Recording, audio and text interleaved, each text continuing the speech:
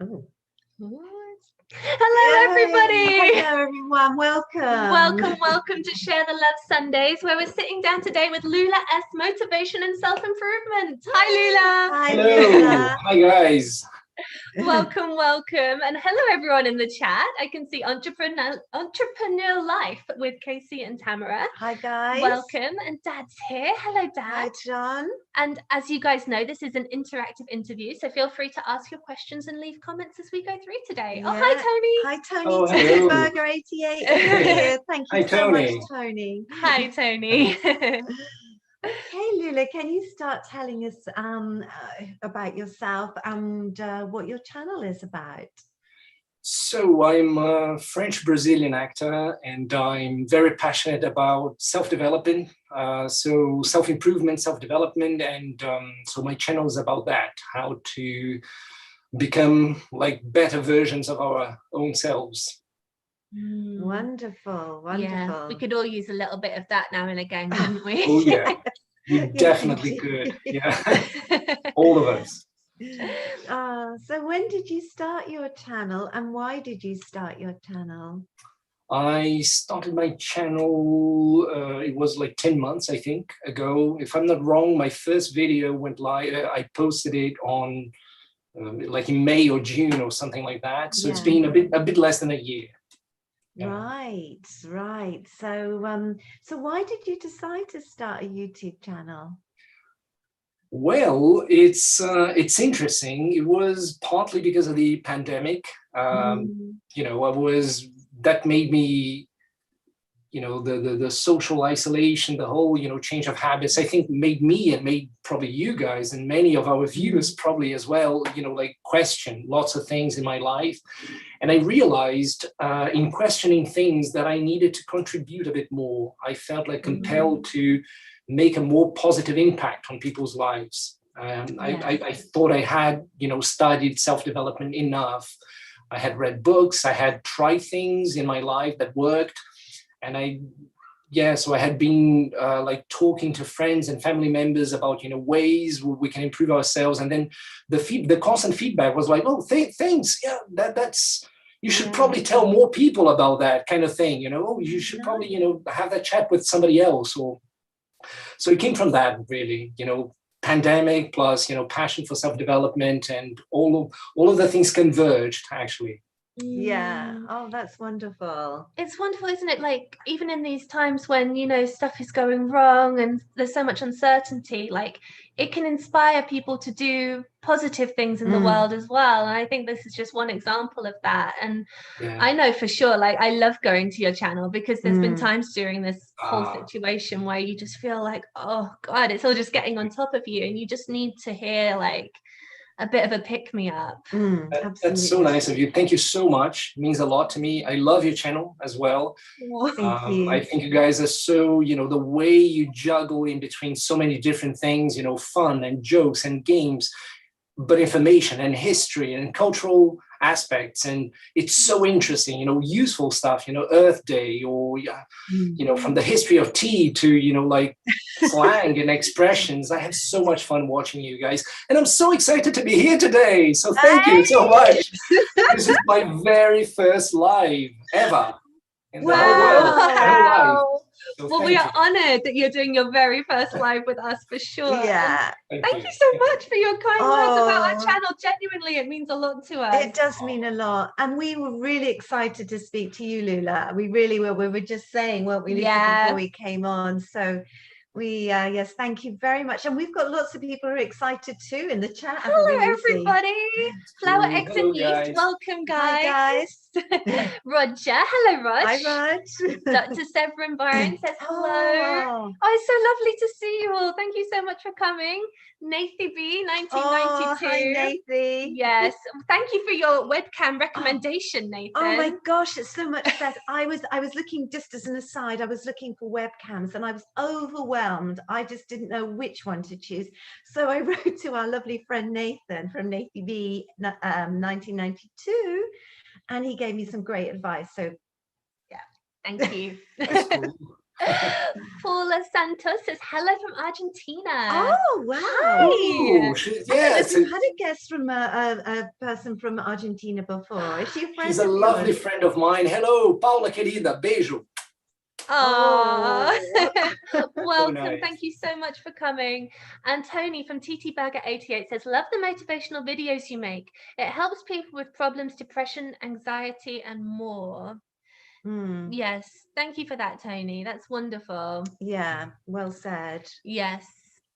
Really nice. So yeah, I mean, do you feel nice. like, have you received comments on your channel from people who are, you know, we all suffer, don't we, in some way or another, people who are suffering and who have said to you any positive messages? Yes, that has been the best thing so far, I would say. It's the, you know, the positive comments and the lovely feedback I've been having. I think I'm sometimes a bit, you know, like lucky because people sometimes are even more generous than, you know, I think they should be, you know, with their lovely words. Because some people are just, you know, very encouraging and supportive, and I'm crossing my fingers that can last, because I know once the channels grow, you know, it doesn't stay only like that. Of course, that's an interesting thing you say, because as you grow it becomes less personal. I mean, how do you think you can maintain that, you know, that interaction with your viewers,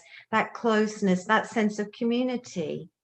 Yes, I try to be as regular as I can with the replies. You know, I try to be very disciplined with, you know, like replying to people's comments. And when people share something intimate, that's great, really. When people say, oh, you know what, I struggle with, I don't know, a huge challenge in my life, or some, I don't know, health issue, or I do the same in my videos. I do talk about my dark moments, you know, that I had to overcome, and with bulimia, with addiction, with, you know, things which were, you know, quite difficult, quite tough for me. So I love when people do that in return. So I think keeping that, no matter how big the channel is key. As soon as you see, you may not have enough time to reply to all of the comments, but at least leaving a kind of a thumbs up, or, you know, a small heart, but whenever somebody opens up about something intimate, I think, for me personally, that deserves a special attention. I try to nurture those relationships, like online relationships. Yes. Yeah, that is such a privilege, isn't it, when someone actually opens up to you? Like, we don't probably get it on the same level as you, but when people tell you like their personal stories, like they've connected with your video in some way, something you've shared has touched something in them, it's like the best thing. It means everything. It means the world to me, really. That's the reason why, you know, I'm doing the channel, because I felt I needed to, you know, like contribute more. I felt it was part of my, I just had this kind of revelation thanks to the pandemic. As I said, you know, that's also part of my purpose, maybe, I don't know, my calling or whatever, you know, just talking to people about life in general. And when people respond to that positively, I totally agree with you, Lucy. It's amazing. It's fantastic. What I do sometimes when there are some comments which are, you know, particularly, I don't know, moving or encouraging or supportive, I usually take a kind of a screenshot and I leave it somewhere on my computer, because when I'm not feeling like working, when I'm lacking, you know, I don't know, some kind of motivation, and even though I've become better and better, of course, you know, at motivating myself thanks to my own training. But I do need those, you know, those moments, those sentences, those comments that really push me, propel me forward. I've got two here, for example, you know, from my last video. I'm keeping them, you know, for at least 1 or 2 weeks. I'm going to read them pretty much every day.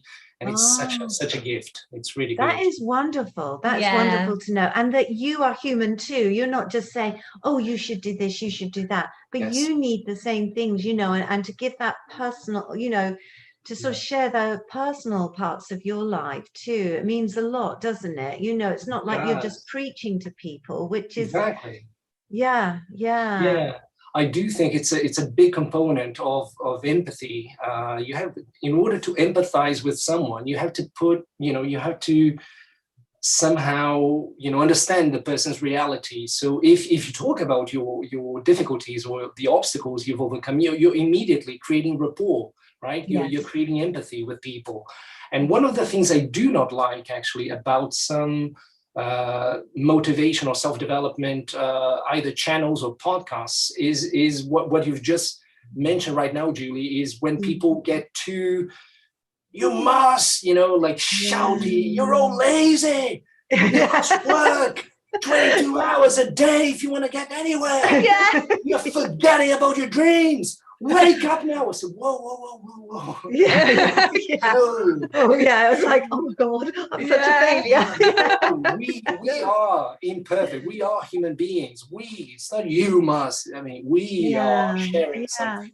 We are in this together. And so it's good to know that some people can feel that, can see that. Some people are attracted to that, because that's one of the things I believe in. It's we as we are all human beings. I'm no better than anyone else. I'm not speaking as any kind of guru. I'm just an actor. Yeah. Very passionate about self-development, and I'm just sharing what I've learned from that's research. Great. Yeah. Flower X and Youth would like to know, have you considered doing a TED Talk in the future? Oh wow, a TED Talk. That would be such an honor. I never thought about that, but yeah, if the opportunity comes about, let's do it. I love big challenges. That's one of my things, things that take me out of my comfort zone. That's part of my own self-development kind of path.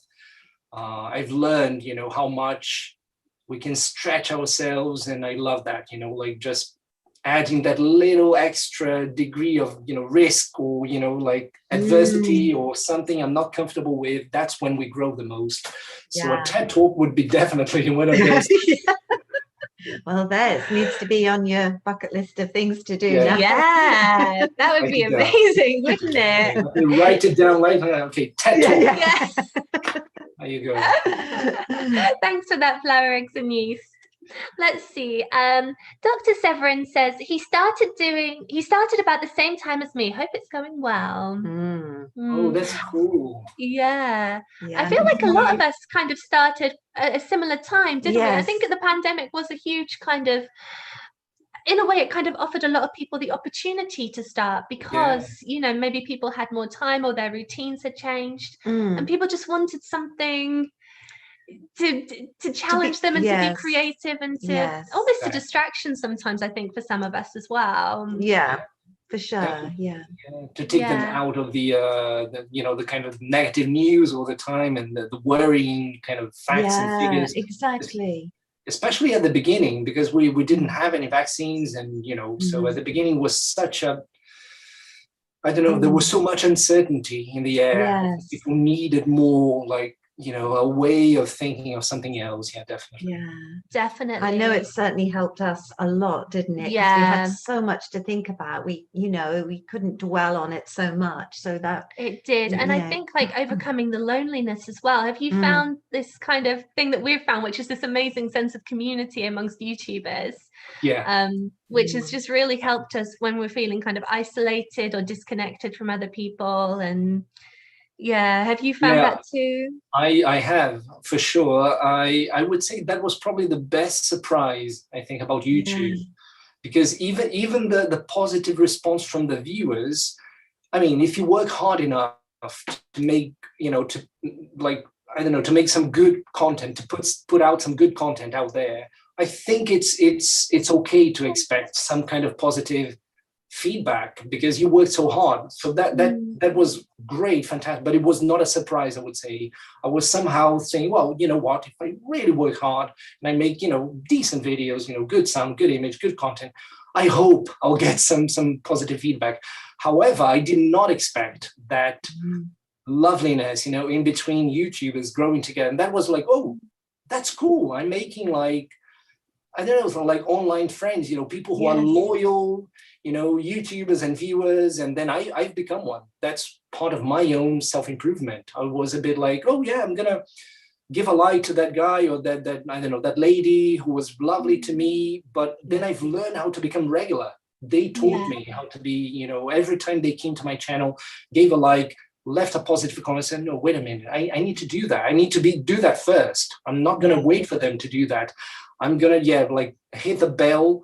As soon as I get the notification, go there. Those guys need, my support, like lovely video and stuff like that. That's really good. That's that is really good. And do hit that bell and do check out Lula's channel. And please give us a like. Yes, thank you, everybody. Thank you. Okay, that was seamless, huh? Just talking about. We didn't practice that at all, did we, Lula? No, we did not rehearse at all. No rehearsal. Just on it today. Good timing, perfect timing. Woo. Yeah. Awesome. I love it. Are you reading something, or do you want me to ask a question? Well, I saw a lovely comment here from Tony. He right. says, it has helped me because of things going on in my life at the moment with stuff. And awesome, Tony. Yeah, absolutely, Tony. Yeah, for sure. Thanks for that, Tony. It's great to hear that. And by the way, Tony, thank you so much for your support. You're a great example of what we've just mentioned. Another, like content creator, YouTuber who's so lovely. Your channel is amazing. Your comments are always very encouraging and supportive. You also do a lot of wonderful stuff to me too. So yeah, thank you. Thanks, man. Yeah, that's lovely. Yeah, we love Tony's channel too. Yeah. It's great.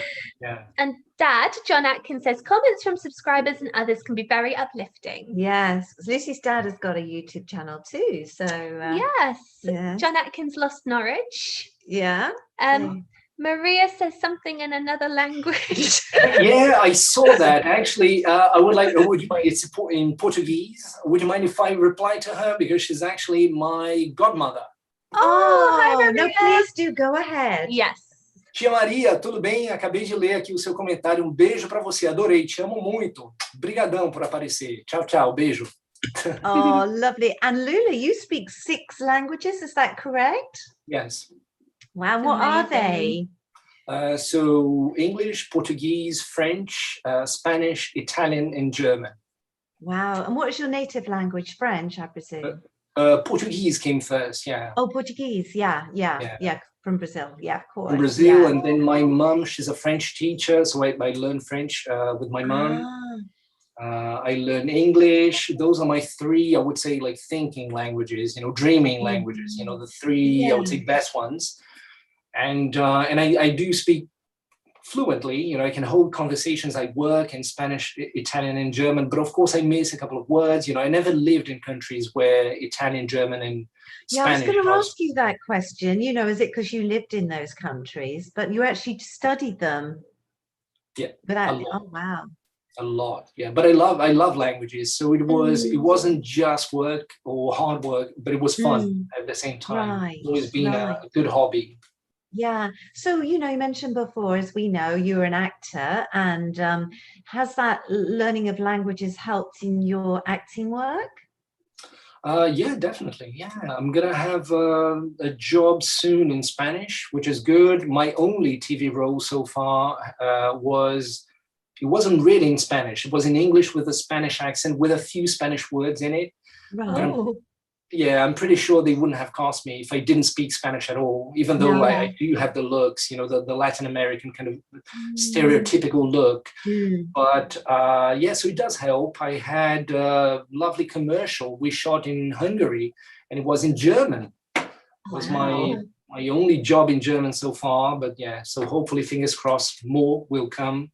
Yeah, so it does help. It does help. I did a tour in 7 different countries with a lovely show, and that was in French. Le Petit Prince. It's like The Little Prince. It's a classic kids book, kind of a best-selling old kids book, and we did this kind of an stage adaptation of the Little Prince, and then we went to 7 different countries. So there are lovely opportunities, I think. I just wish I could do a bit more with the languages, but I'm working on it. I'm trying to promote, my kind of language skills a bit more now. Yeah. It must make you so castable, and I'm sure it will open up so many opportunities for you. And you also do lots of, body combat, CGI, I think you've done, and dance, and oh gosh.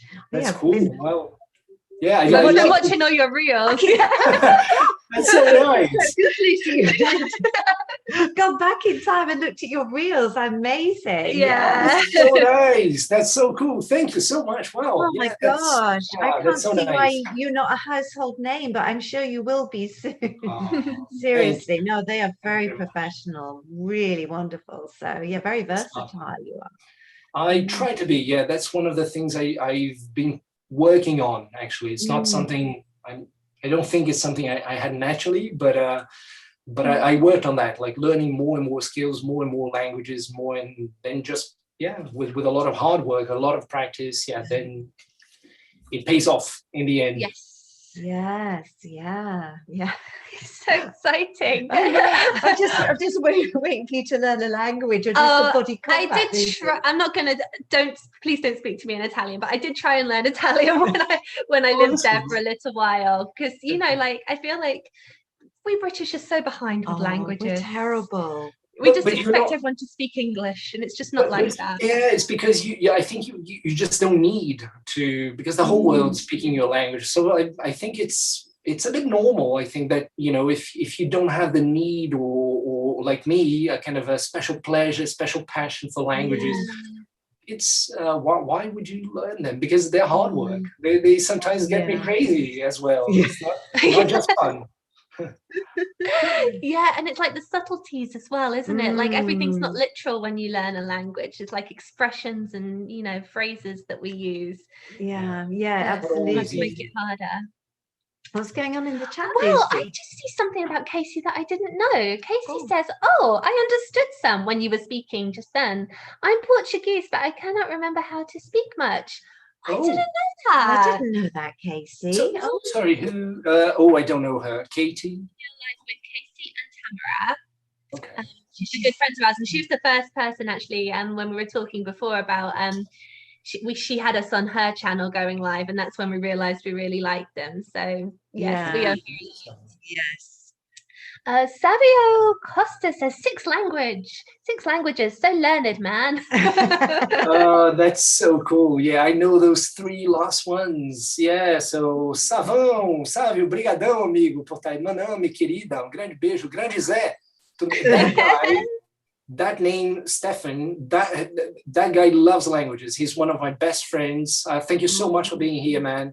And he speaks, like 5 or 6. I can't remember how many he speaks, but we met through conversation exchanges, actually. So languages can, generate kind of friendships as well. Yeah, so, that's awesome. Amazing. And he's got a good question for you. He says, how are you coping with not being able to travel much anymore? Where would you like to travel or work abroad next? That's a good question. Good question. I've been thinking of traveling a bit more within the UK, because it's something I've been thinking about for a long time. And because of the pandemic as well, I think it's a bit safer to do it as soon as I can, instead of going abroad.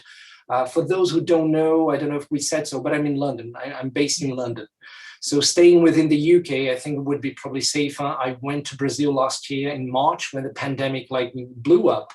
And it was very hard to come back home. So I was a bit scared about, staying stuck in Brazil for months on end. And so I would like to avoid that. So I've been thinking a lot about exploring more the UK, Scotland. I've never been to Scotland. It's beautiful. There's a lot to see in the UK, and it's so diverse, well, let us know how you get on and where you go. That'll be very interesting. Yeah.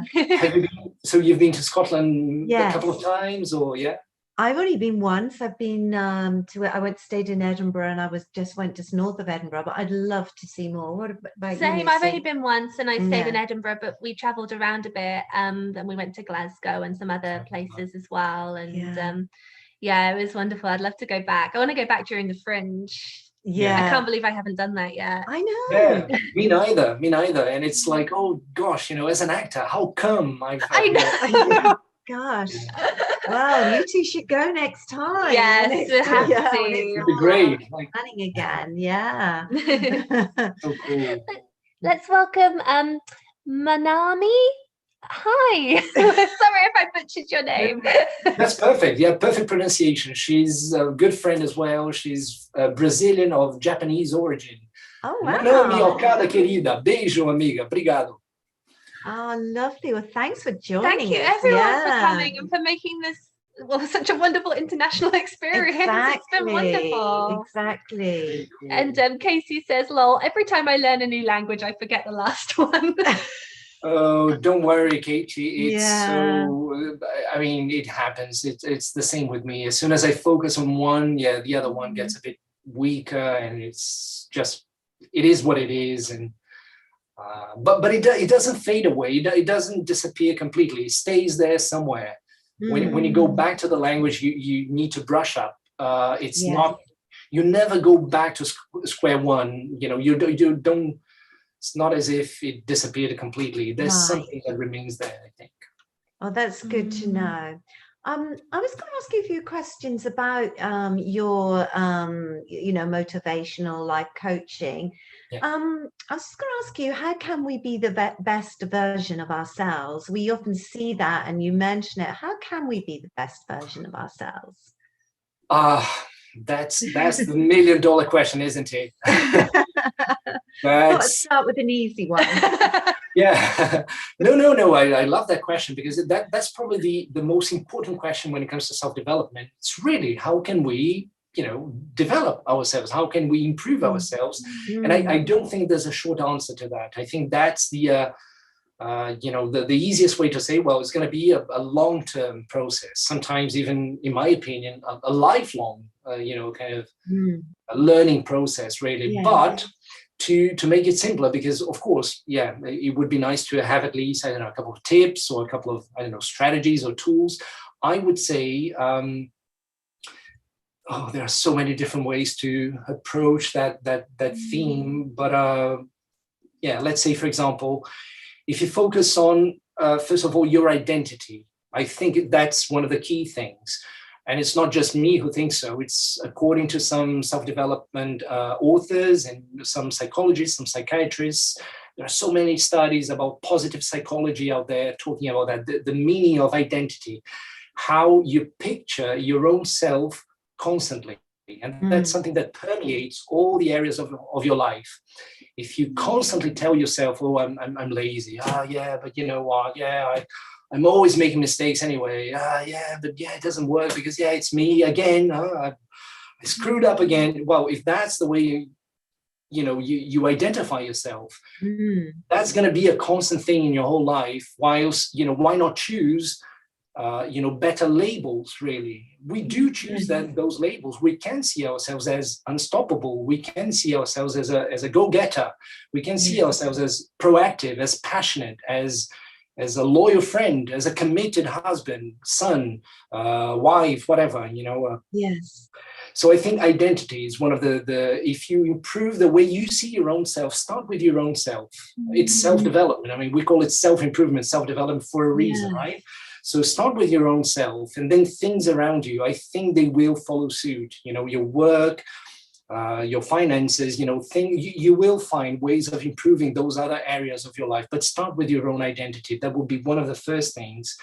A couple of maybe 2 or 3 more tips, I would say, because I think that's the key question. That's probably the most important question you could ask me. I would say, learn how to interpret your so-called negative feelings or emotions as calls to action. And I do put the negative in quotations, because they don't necessarily need to be negative. They could be fuel. They could be motivation. Anger can be fuel. Use your anger. If you're, disappointed about something, if you're constantly frustrated about something, those things are telling you something needs to change. They're good signs. Something needs to be changed. Why am I so angry about that? Oh, wait a minute, because that's not working. My relationship, my work, my job, my family, so learn how to use the so-called negative thoughts and feelings. I think that's one of the key things. And a third thing, just to give you at least 3 tips, I would say, commit yourself to be constantly learning and improving. Learn from your mistakes, but commit yourself on the long run. I would say, it's a long-term thing. Don't expect quick results. Everything takes time. Self-development, languages, physical skills, whatever you work on, those things take time. So be patient. Just keep going, and commit yourself to improve yourself on the long term, and you will improve yourself for sure.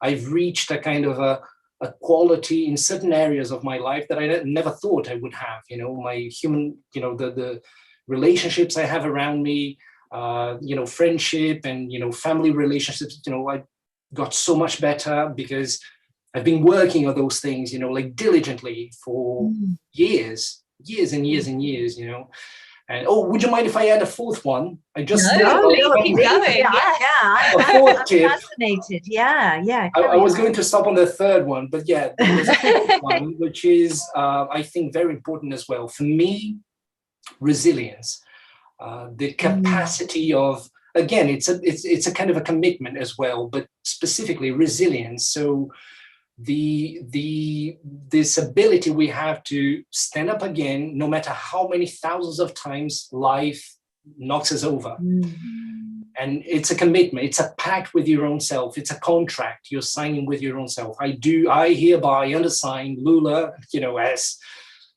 commit myself to always, get up again, or at least try, at least give it a try. It may not be possible. I may sometimes be beaten down for, because of, the loss of a loved one, because of, some very traumatic experiences. But I do commit at a certain moment in my life to get up again, or at least try. And that changes everything. I think if you have that ingrained in your mindset, it's a game changer. It's a game changer. Wow, that is really good advice. A lot to be thinking about there for sure. And that's very nice of you. Thank you.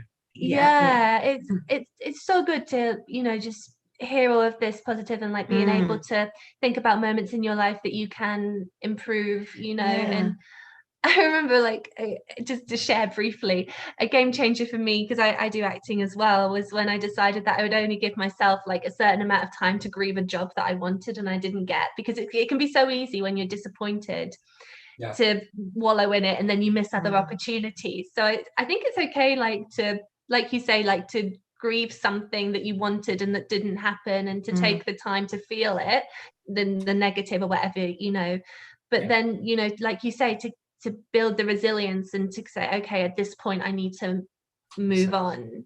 Exactly. So that just made me think of that. I think that's so key what you just explained, because we need both. Actually, we do need the moment when we need to cry, we need to feel sad, we need to, those are physiological reactions, the body responds to that, there are tears, our breathing changes. We need that, even to purge, even to get rid.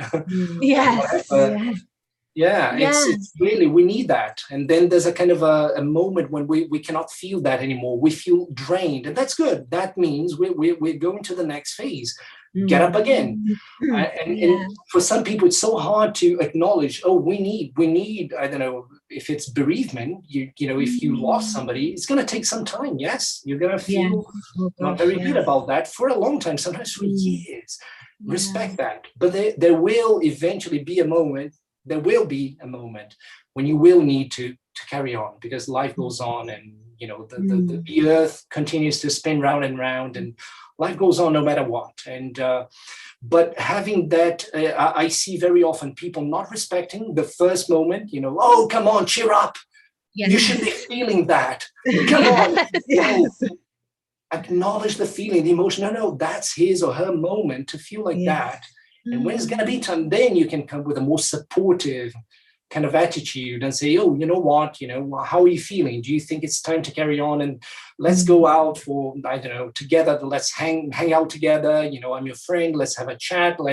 Then you can do that once, the person has had. Once they're ready for it. Yeah, exactly. That's really that's good so advice. Important. Yeah, it is. And I think sorry, everyone in the chat. I can see you're talking. I'll get to you in a minute, but I'm just so I know, I've got 100 questions. There's nowadays there's this thing which seems to have only come about in the last few years that we talk about, toxic toxic positivity, where like Yes. I think that's what you were saying there. Like, Exactly. how do we know when we're being toxically positive and when we are just, you know, being motivated and self-improving ourselves? Yeah, well, I think there are different ways. I think, you know, it's a fine line. I think it's so important to know what we're feeling, to interpret, you know, what we're really feeling. And I think we get better with practice.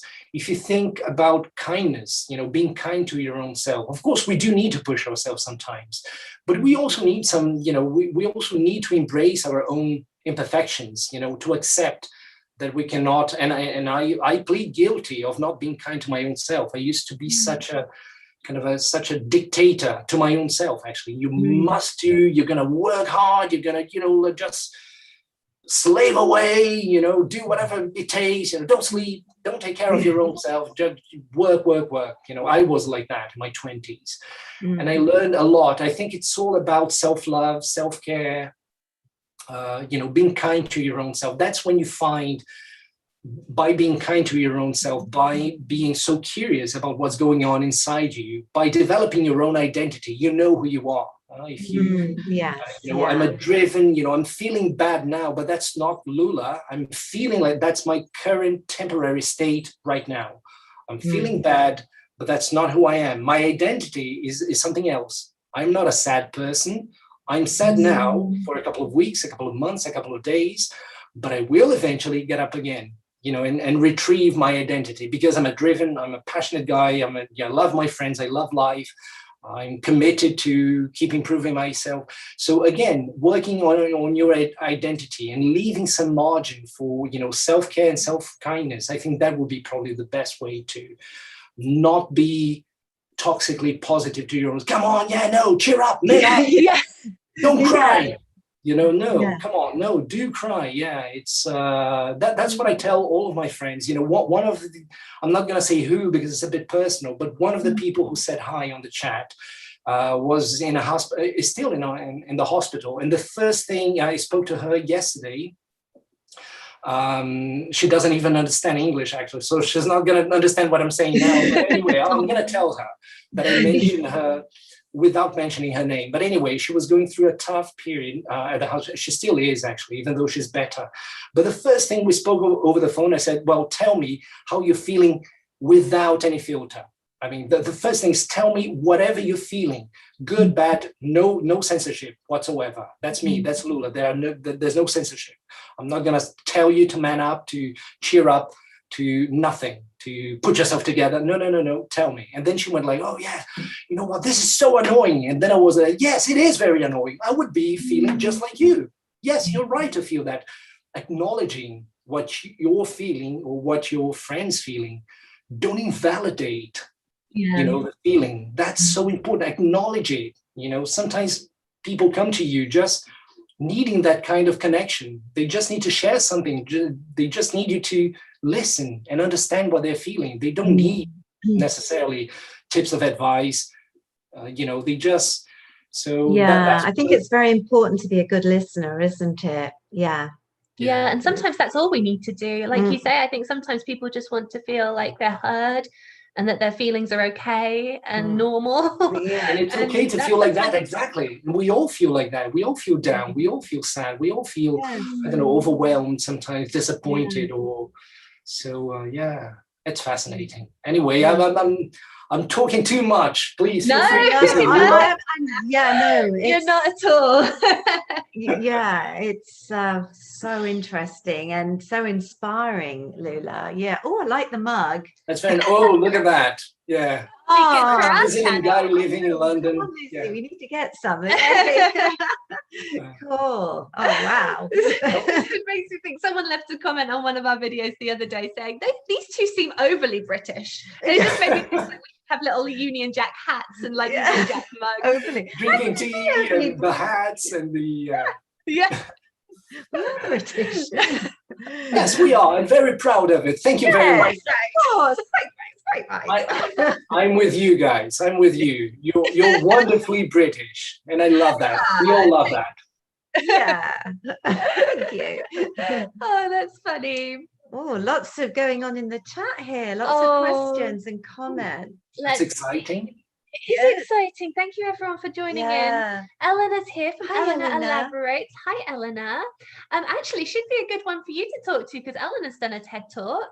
We were talking before you arrived, Eleanor, about the possibility of Lula doing a TED Talk. So that's amazing. Yeah, she's an amazing young woman. She really is. Eleanor, I'll definitely check you out. Yeah, wow, that's so cool. I'm just checking what you've just. Oh, awesome! I love to dance around my apartment as well. I do that all the time. It's kind of one of my strategies actually to motivate my own self and change the physiology of my body. Get my breath and my muscles, working better. Yeah, dancing is so good. And music is such it can change our moods, can't it? Yeah, absolutely. Music can be such an uplifting thing if we need it. Let's see, where did we get to? Tiani says, something from Brazil. Thank you, Three, for sharing so much. Oh, you're welcome. What's the name? So I can just... Tiana, where is she? Tiana, amiga, tudo bom? Beijo, brigadão. It's going to be... There's going to be other languages popping up. Sorry. Oh, that's wonderful. Fine. We love that. Yeah. We really do. Thank you so much for coming, Tiana. Yes, thank you. And I see, Eleanor, you're having some trouble in college. You're finishing college strong when people in my group projects are not pulling their weight. Oh, that is different. Oh, so do yeah, see, we're angry. Very upset when about you're that, in a group and some of the other members don't pull their own weight. Oh my goodness. Yeah. And it affects your score and everything. That is. Oh, well, how can Eleanor? What advice would you give Eleanor? Advice to Eleanor about how to stay strong when she's depending on other people and they aren't pulling their weight? That's difficult. It is. Yeah, well, I'm not sure I fully understood the whole situation. Sorry about that, but just okay. She says, let's see. It is. Oh, so Casey said, "Oh, Eleanor, whatever it is, you've got this." And Eleanor says, "It is finishing college strong when people in my group are not pulling their weight." So I think Eleanor's in college right now, and she's I guess she's doing a group project. Yeah. Okay, the college and other project. People aren't pulling their weight. Well, unfortunately, I mean, my way of seeing this is. I know it can have a bad impact on your grades and stuff like that, but if people decide, not to do whatever they should be doing, if it's teamwork or, they're deflecting their responsibility from that, I think all we can do is talk about things in an open way without any kind of hostility. And that's very important, I think, if we want to empathize with people. We must also remove the emotional intensity we tend to put on things. We are emotional beings. So when we're feeling frustrated or, disappointed with our colleagues or, mates at college, for example, we tend to go you know what, guys, I really think you should do, if we can maybe speak in a more neutral way. I think that's also key, because once you say things as they are, without trying to embellish anything, but not trying to make anything worse than it is, people do listen. The quality of the listening is much better. I think talking is all you can do, because apart from talking to them and trying to show them that they should work harder, they should do more, what else can you do? There's not much more you could do. As far as I'm concerned, I think that's where your control goes, the limit of what you can control. Beyond that, it's we need to let go. Whatever's beyond our control, it's not really worth worrying, even though there may be an impact on our grades. But I think even past college, once you get to the professional world, all the grades, we were so worried about, and we thought so much about, we see that they're actually, in the long run, not as important. That is a very good point. And also, Eleanor, I think that your tutors will know the standard of your work and the standard of your commitment. And even though the whole project might not be as high standard as you want it to be, I think they'll see that your effort and your ability shines through in what part you're playing in the project. Yeah. So I think, you know, they're used to this, and it's all good experience of working with a group. And it does happen, you know, in life after college. Exactly. And, unfortunately, it doesn't stop at college. No. So, you know, maybe offer them a little bit of help with their part of their project if you've got time or the inclination to do so, to get them started and motivated. But I think you will shine through despite the others not pulling their weight. So yeah, well, thank you for sharing that, Eleanor. Thank you, Eleanor. Yes, really good cool. luck. Yes. Good luck with that. Let's see. Dr. Severin says, yes, totally agree. Oh, I think this is about the powerful tool being the mind. She says, I've been telling my daughter this, to speak more kindly to and about herself. Words are one of the most powerful tools and impacts one of the most powerful machines, the mind. It's so true. I think we underestimate the power of the words we use to talk to ourselves and to talk to others. Like, words are insanely powerful. Insanely, definitely. They have such a massive impact on how we feel and what we think, what we feel. Yeah, definitely. Yes. Yeah, I think some of it is due to our upbringing. I was brought up to be very modest, not to push myself forward, and, you know, to really be modest about my achievements. And, you know, and then it's very difficult because you're not so confident, or you're not so, you don't tell yourself so much that you're doing well, because you think, oh gosh, I can't do that. That sounds like I'm really arrogant to myself, you know. I'm you know, and it's easier then to look at other people and think they're doing better. And, you know, I think that does. Do you think upbringing plays a part? And, you know, that we in lots of ways, I guess. Oh yeah, definitely. It definitely does. I think I had a kind of a similar-ish kind of upbringing. Not I wouldn't say particularly when it comes to modesty, but I think it was more about like being polite all the time, and over polite, I would say. Yeah. Exactly. Even when you shouldn't be that polite, because sometimes we do need to be a bit firmer, or, you know, we need to assert ourselves. And that's when, you know, too much politeness, well, it doesn't, you know, it just clashes really with what you really want to get. It's very difficult, isn't it, when you were brought up that way, to be polite all the time and not be confrontational. And you know, we end up being passive aggressive more. Yeah, it becomes worse. Yeah, because then it becomes kind of a, you know, you bottle up things because you're not expressing yourself, and then it bottles up, and then you become yeah. And then it's so easy to let it out in a not very helpful or productive way. Exactly. Yeah. It doesn't help things, you know, moving forward. And it took me many, many years to work on my self-confidence. I think I lacked, like, my self-confidence was terribly low. Really? Because you don't, you know, don't come across like that at all. I don't mean you come across the other way, you know, but you don't. So you've done an amazing job. That's great. Thank you very much. Well, I've had some tough moments, you know, as a child, as a teenager, as a young adult.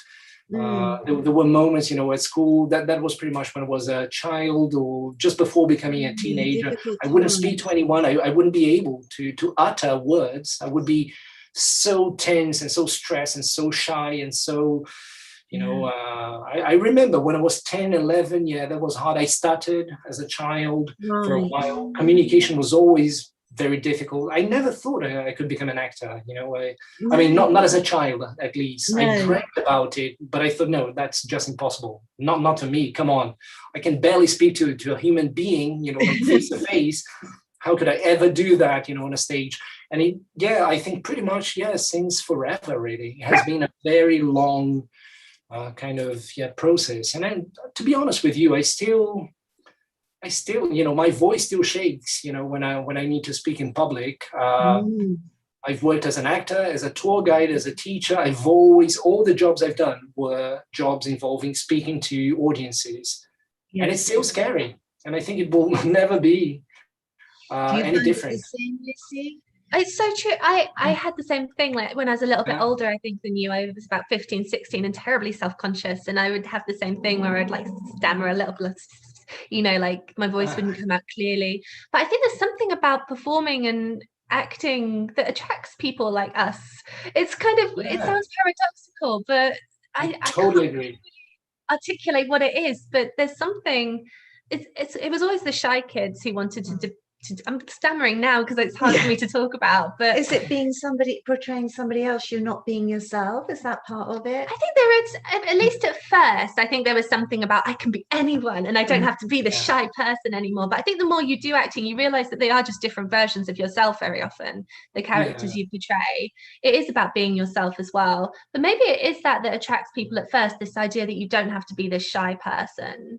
You can be anyone. You can redo yourself in different ways, and I think it was very helpful to be handed a script, at least at first, someone tells you what to say.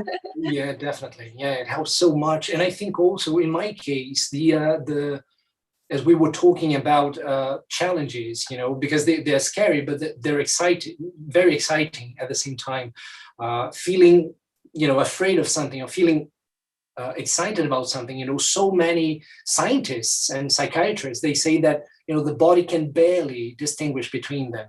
The physiological kind of reaction is very, very similar. You get out of breath, you get that rush of adrenaline into your system, so they're very close. It's more of a way of interpreting the emotion as being fear or excitement. And I think there's that mix with acting. We're always on the brink of, I'm afraid, but I'm excited. I'm afraid, and that's very, how can I say, appealing to me. That attracts me a lot. That draws me a lot into, acting and speaking in public. Every time I need to do that, it's a bit like, oh my gosh, I'm not feeling good about that. But I've been doing that for years. I know I'll be fine eventually, but I cannot suppress the kind of the fear, excitement kind of thing going on. It never goes away. Yeah, exactly. Yeah. I listened to an actor's podcast once. They had a speaker and he said it's impossible to feel fear and excitement at the same time. So if you feel like you're feeling fear, you can actually, he said he believed that you could tell the body that it was actually excitement. Yeah. And that can help you through, I don't know, like an audition or a public speaking or something like that. Actually, it's again using language to change a situation. Exactly. And that's based on studies, because I read about the same thing, this kind of, kind of fear / excitement kind of thing. And definitely. And I know it's not just something he uses, but I've read articles, I've read things about professionals like recommending that as a tip, as a tool. So it's very useful. Fascinating. It is, and it's very empowering as well. It's very empowering. I remember my first drama school audition, my legs were shaking, and that wasn't something that usually happened. But again, it was like this kind of like so much adrenaline that your body has this response. And it got better in the second audition, thank goodness. But like it's just kind of like, I feel like the more you do something as well, you get used to being in that state, and you learn that actually it's not going to hurt you. Yeah. It's something the body does, and the more you do it, you'll be fine eventually. You will overcome that. Definitely. Telling yourself that no matter how you do, I used to tell myself, no matter how you perform in this piece, I'll still like, it sounds so silly, but I used to go, I'll still love you, Lucy, no matter how you do. I'll still be there. Definitely. It's like kind speaking. That probably sounds ridiculous, but that's what I used to say. I think that's a great thing, because as actors, we tend to stress a bit too much over the our performance on one single evening. I mean, talking about stage, of course, and no actor has had his or her career ruined because of a poor performance on one specific evening. It's not that, it's unpleasant. Yeah, it's a bit uncomfortable when you're just, I don't know, below your own standards. Yeah, it's never very, very pleasant, but you'll be fine. It's pretty much about, we've just spoken about, when we tend to stress too much about grades, or it's very similar, I think. We tend to focus sometimes a bit too much on the results and the outcomes, whilst it's part of life. It's part of life. There are good days, bad days. We have unproductive. Yeah. And when you take yourself away from that, like say you leave a job or you retire or something, you look back on the work and you think, why was I so stressed about that? Really, that wasn't that important. But so none of those days matter anymore. Exactly. Easy is to say when you've left something or finished something than when you're going through it, but it is very, very true. Lucy, we've got lots of comments from people about this sort of subject. Let's see. I see Torgy Bear is here. Oh, hi Jarrett. Lovely. Hi Jarrett. And Mark's here. Hi Mark. Hi Mark. Thank you for coming. Mark says we have to be kind to ourselves, not just our own biggest critics. It's so true. We are so often our own biggest critics, aren't we? Oh, for sure. Yeah. Definitely. Yes. I love that. Love that. Sorry, I'm going to jump about a bit now because you guys have been amazing in the chat. Paula says, congrats, man. Yes, we have to respect our tears and sad moments to get up and keep going. Thank you. Yeah, I think we all need to hear that sometimes, that it's okay. Let's see. Stefan says, would you advise people to focus on realizing their own skills, talents, abilities, etc., or to discover new things and set external goals? Okay, realizing their own skills, talents, abilities, or to discover new things and set external goals. That's such an interesting question. Let me just think for a moment, because I'm tempted to say a bit of both. At least that's what I've done. I think it's important to know what your natural strengths are, your natural gifts, things you think about childhood. That's the classical example. Sometimes many motivational speakers or authors or even psychologists, they talk about, or think about what you did naturally. Did you like to draw or to play sports or this or that? That could give you some useful clues about what your talents or abilities, as you said, but natural ones are.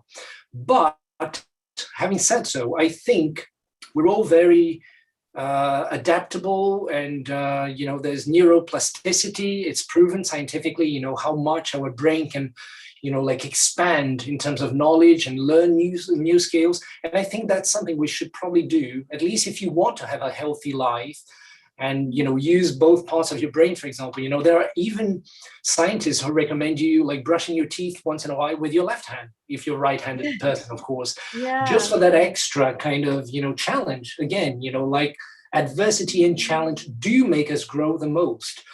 Success and satisfaction are wonderful for pleasure, for happiness, for joy, but they don't make us grow that much. They make us feel satisfied and comfortable. We need a bit of both. We need to strike that balance in between. I mean, that would be my advice, actually, to pursue, like external goals and try something new. I always tell my friends who, never, leave their comfort zones. Oh my gosh, if I try, a salsa class, I'm going to be terrible. Try it, give it a go.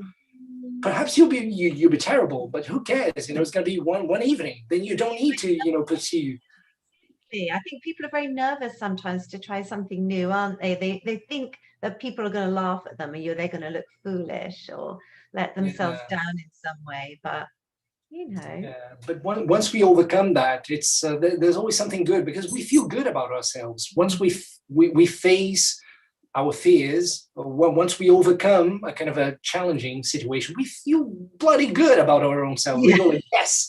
So that's valuable as well.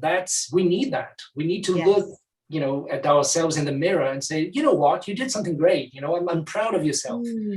That's.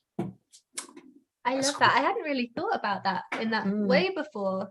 But I think also there's something about trying new things that can make you very present in the moment, which I think is important too. It can kind of shake up your routines, even like you say, like switching the side of the other hand to brush teeth. It can bring you back into the present moment, and something that you may have just zoned out on, it becomes again something that we can be very present with, which is hard nowadays with so many distractions. Yeah, exactly. We're so disconnected from real life, and because we're living through those screens and through that kind of virtual world. we definitely need to be more present and mindful. Yes, absolutely. Love that. Let's see. Tiana says it's a great pleasure to listen to you. Oh, yes. Thank you, my friend. Yeah, we do agree. Yes.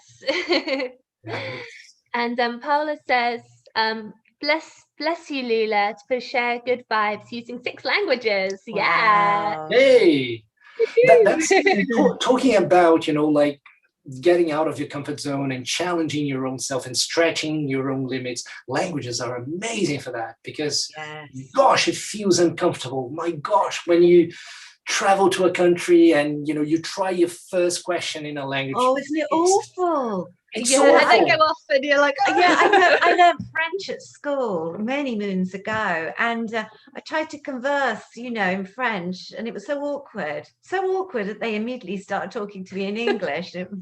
Okay, obviously it's not bad. Yeah. It can be I wanted to give it a little go, but I felt so self-conscious about it. Yeah, it can be so intimidating, and people may be, like, as you mentioned, sometimes, I don't know, in a hurry or, not willing to help you with the language, and then you feel, but it's such a good exercise. Yeah, it's embarrassing, but yeah.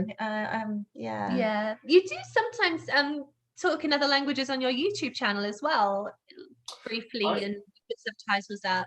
What do you think that adds to your channel? I like to experiment with different things. I like to do things a bit differently. I think that's part of who I am. I always try to find a kind of a very original way of doing things naturally. That's probably one of my natural kind of skills or, kind of things, gifts or whatever.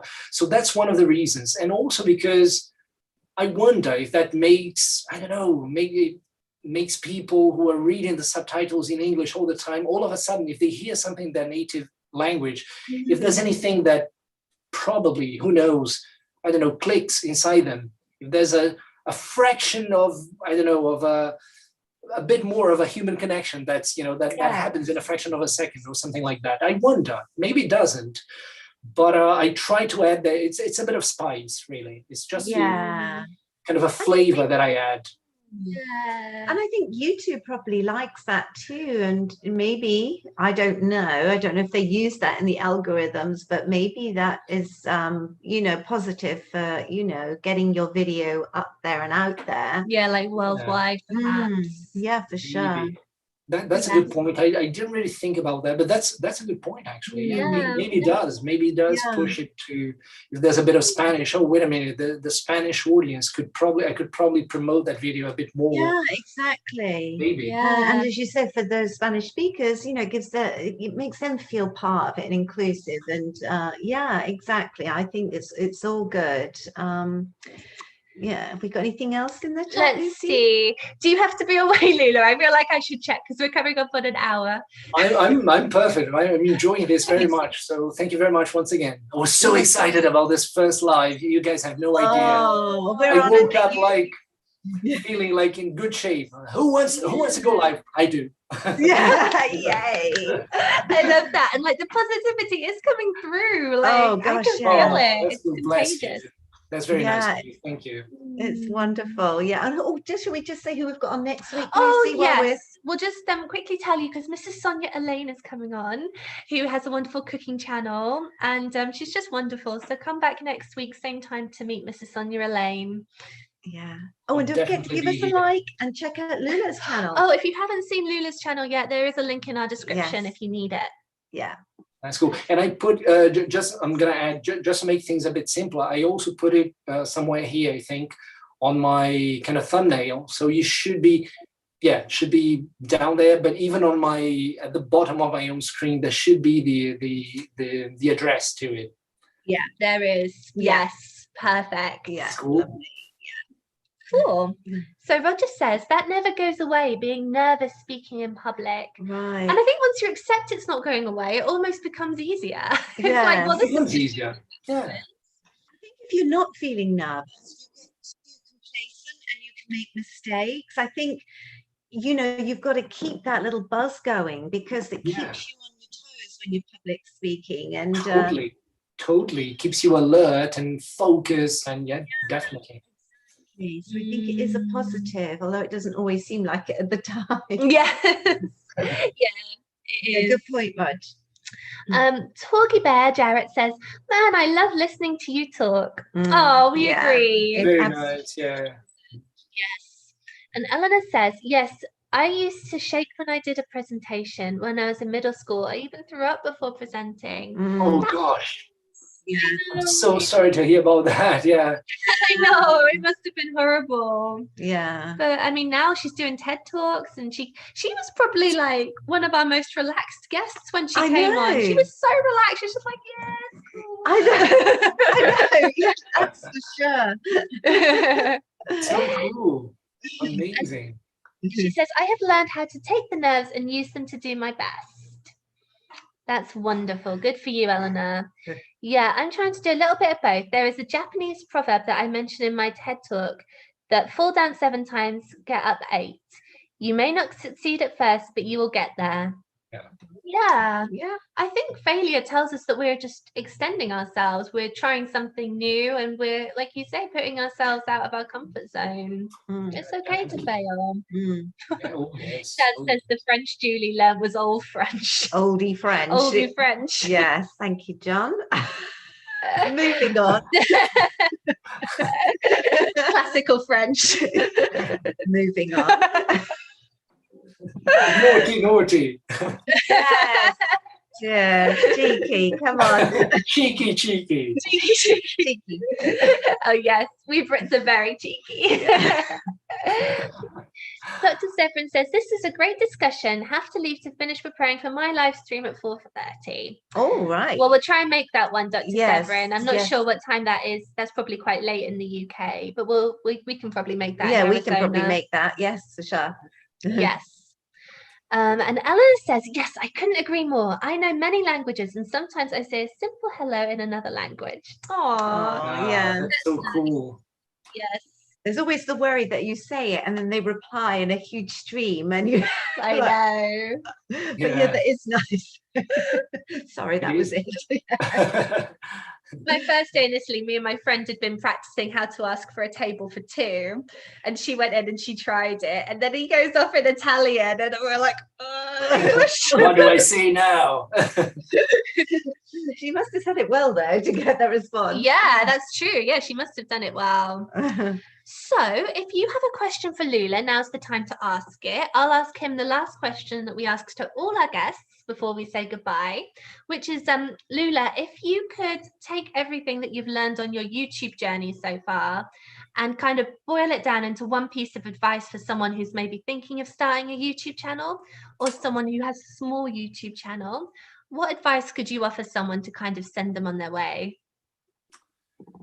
I would say somebody who's starting a YouTube channel now, don't be obsessed by it. That would be probably one of the healthiest things, you could do. Don't get obsessed. All social media are designed to get us hooked on them. They know that. They know it's good for the, for them, for marketing purposes. It generates jobs. It's good for advertising. It's wonderful for them, but it's not good for us. So don't get obsessed. It's so easy to fall into the trap of, becoming a slave of the algorithm. And YouTube has become such a tough channel to grow quickly in. It's almost impossible to grow quickly. I mean, those days are gone, At the beginning, those who were, starting their YouTube channels in 2008, 9, they could grow a lot faster than today. Today, there are, I think it's 720,000 hours of video every day. The algorithm has, it's too much. The algorithm has to put brakes on that. So you will be slowed down. I mean, it is going to be, we've been talking about long-term commitments. It's a long-term commitment. Don't get too stressed about the stats and the numbers and the figures, because then otherwise you'll be constantly on your phone, and then your sleep will, get affected by that, and your stress levels will go through the roof, and you will not feel happy. Focus on the value you want to add. Why do you want to start a YouTube channel?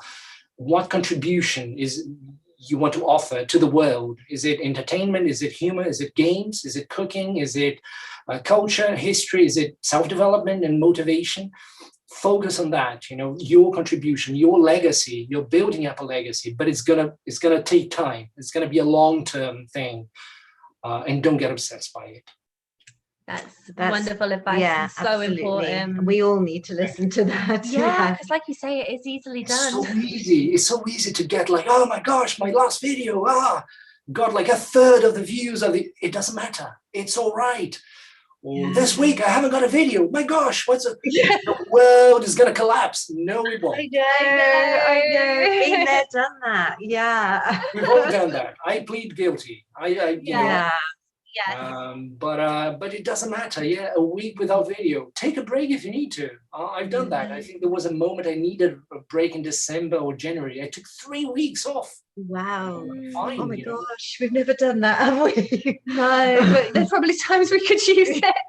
You guys work a lot. Your channel is so wonderful. You're so efficient in the videos and the stuff. I admire you a lot. I mean, you're role models to me because you're so, at least it seems to me that you're very constant and consistent and disciplined, and you're amazing. I don't know how. Thank you so much. We really appreciate that. Thank you, well Lula. done. It's heartfelt and sincere. You do deserve it.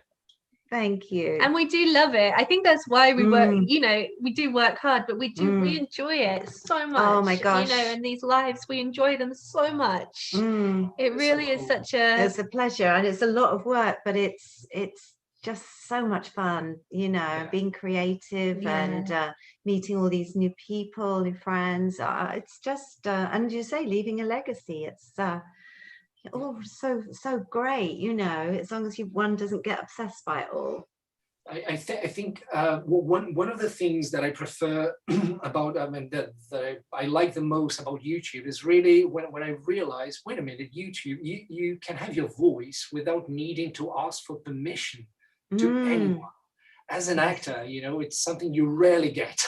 You know that, Lucy, huh? We're constantly like facing rejection after rejection, castings and competitions and competition, and the numbers of people, there are dozens of people for each role. YouTube, at least, it's a place where there's nothing like that. I post whatever I want. It's my content. I'm creating it. I'm reaching my audience. Then we can stress about numbers and figures and the pace of growth of my channel, or we can just accept it. We can just make it fun and accept that it's going to be a slow growth for everyone, for every new YouTuber today in 2021. So just enjoy it. Just focus on the pleasure and the fun. So it's cool. Love it. Perfect. Yeah. Perfect. Well, let's address the last few comments and then we'll let you go, Lula. You've been a wonderful guest. Thank you so much. We'd love to have you back again one day. Yay! Let's do it. Let's see. Molly's here. Hi, Molly. Molly Kate. Hi, Molly. Says, I'm not growing quickly, but that is okay.